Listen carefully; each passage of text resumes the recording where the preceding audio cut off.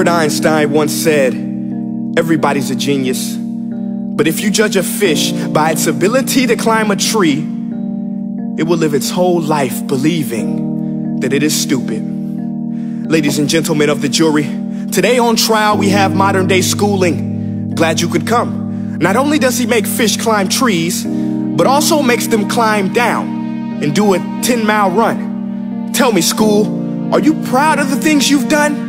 Turning millions of people into robots, do you find that fun? Do you realize how many kids relate to that fish swimming upstream in class, never finding their gifts, thinking they are stupid, believing they are useless? Well, the time has come, no more excuses. I call school to the stand and accuse him of killing creativity, individuality, and being intellectually abusive. He's an ancient institution that has outlived his usage. So, Your Honor, this concludes my opening statement, and if I may present the evidence of my case, I will prove it. Proceed. Exhibit A. Here's a modern day phone. Recognize it? Here's a phone from 150 years ago. Big difference, right? Stay with me. Here's a car from today, and here's a car from 150 years ago. Big difference, right? Well, get this. Here's a classroom of today, and here's a class we used 150 years ago. Now, ain't that a shame? In literally more than a century, nothing has changed. Yet you claim to prepare students for the future? But with evidence like that, I must ask, do you prepare students for the future or the past? I did a background check on you and let the record show that you were made to train people to work in factories, which explains why you put students in straight rows, nice and neat, tell them sit still, raise your hand if you want to speak, give them a short break to eat, and for 8 hours a day tell them what to think. Oh, and make them compete to get an A letter which determines product quality, hence grade A of meat. I get it. Back then, times were different. We all have a past. I myself am no Gandhi. But today, we don't need to make robot zombies. The world has progressed. And now we need people who think creatively, innovatively, critically, independently, with the ability to connect. See, every scientist will tell you that no two brains are the same. And every parent with 2 or more children will confirm that claim. So please explain why you treat students like cookie cutter frames or snapback hats, giving them this one-size-fits-all crap. Watch your language. Sorry, Your Honor, but if a doctor prescribed the exact same medicine to all of his patients, the results will be tragic. So many people would get sick, yet when it comes to school, this is exactly what happens. This educational malpractice, where one teacher stands in front of 20 kids, each one having different strengths, different needs, different gifts, different dreams, and you teach the same thing the same way? That's horrific. Ladies and gentlemen, the defendant should not be acquitted. This may be one of the worst criminal offenses ever to be committed.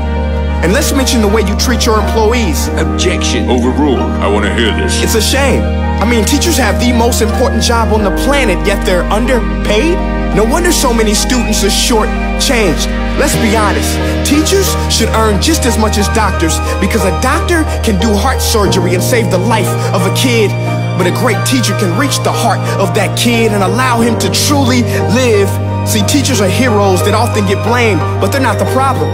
They work in a system without many options or rights. Curriculums are created by policymakers, most of which have never taught a day in their life. Just obsessed with standardized tests. They think bubbling in a multiple choice question will determine success. That's outlandish.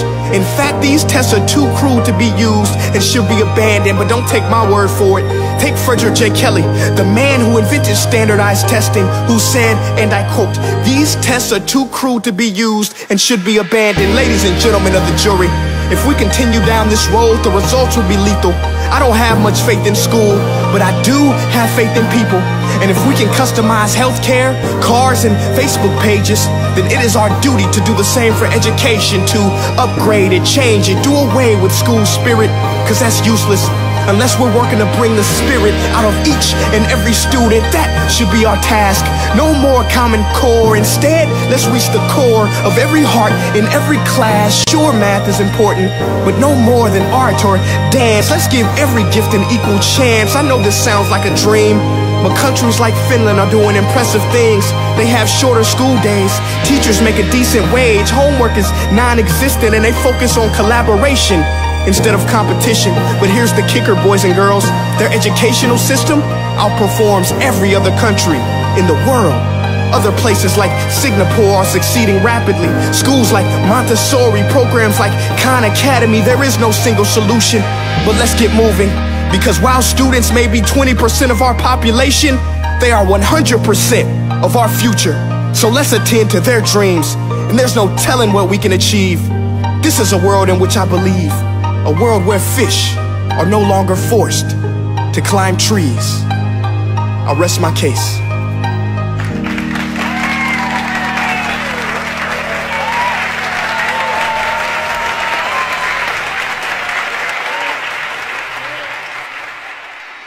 Hey guys, my name is Prince EA, and I want to say thank you so much for watching my video. But now, I want to know what you think. How can we together create a more efficient, effective, and just better future of learning? I want you to visit nestday.com/preorderthefuture and share your thoughts and ideas on the topic. Peace.